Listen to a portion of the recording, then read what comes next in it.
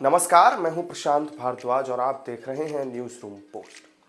तुर्की समेत मध्य पूर्व के 4 देशों लेबनान, सीरिया और इजराइल में सोमवार सुबह 7.8 की तीव्रता का भूकंप आया था। इसके बाद एक और भूकंप आया जिसकी तीव्रता 7.6 थी। इन चारों ही देशों में अब 4000 से ज्यादा लोगों की मौत हो चुकी है और सबसे ज्यादा नुकसान तुर्की में हुआ है।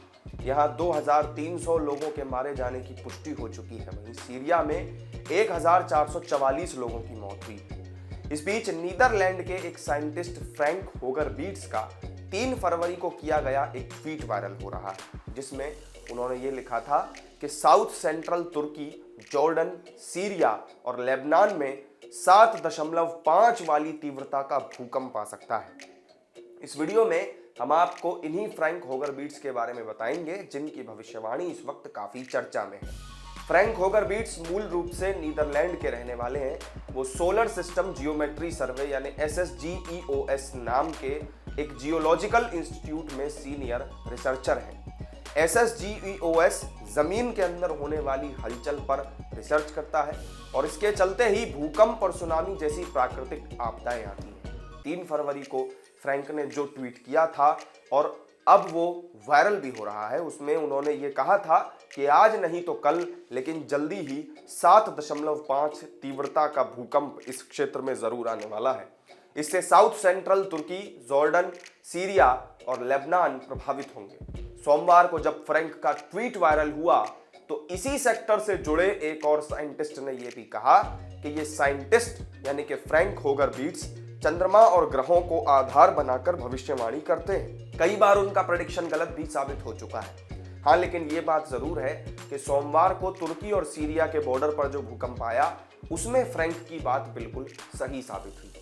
खास बात यह भी है कि फ्रैंक ने सोमवार को फिर से कहा था कि इतने बड़े भूकंप के बाद जो आफ्टर शॉक्स यानी कि जो बड़े भूकंप के बाद कम तीव्रता के झटके आते हैं वो आएंगे और वो 4 से 5 की तीव्रता के होंगे।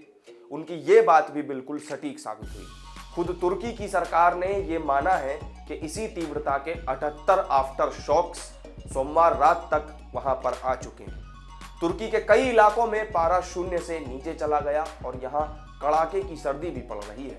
एयरपोर्ट के रनवे पूरी तरह से डैमेज हो चुके हैं, लिहाजा तुर्की सरकार और दुनिया के कई देशों के लिए यहाँ राहत सामग्री भेजना भी काफी मुश्किल हो रहा है। जब भूकंप आया था तो उस वक्त भी तुर्की के कई हिस्सों में जबरदस्त बर्फबारी हो रही थी। इसके बाद फिर फौरन बारिश भी शुरू हो गई।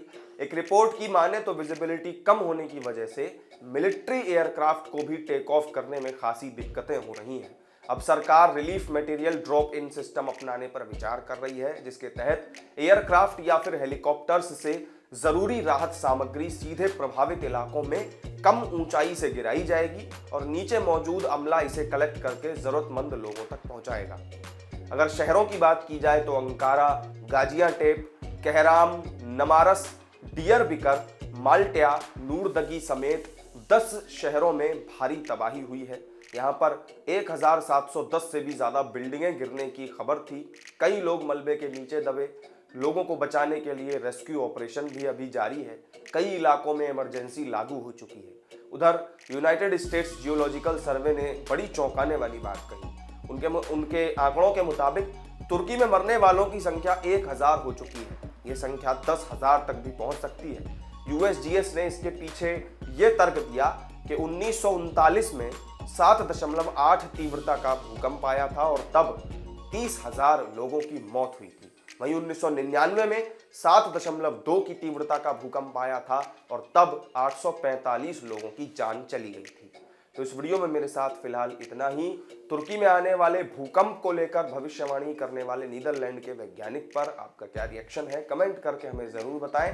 वीडियो पसंद आई हो तो लाइक और शेयर कर दें और चैनल को सब्सक्राइब करना ना भूलें। फिर मिलेंगे आपसे एक नई वीडियो में नई जानकारी के साथ। तब तक के लिए दीजिए इजाजत। नमस्कार।